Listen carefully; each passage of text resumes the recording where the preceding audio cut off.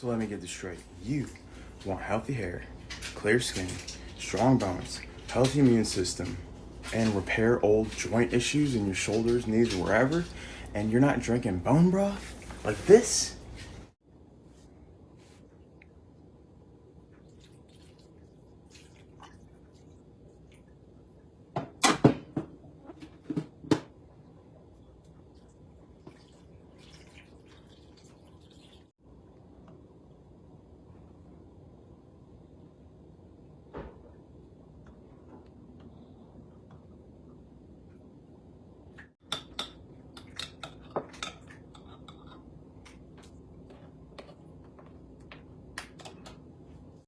And it's time for the fun part.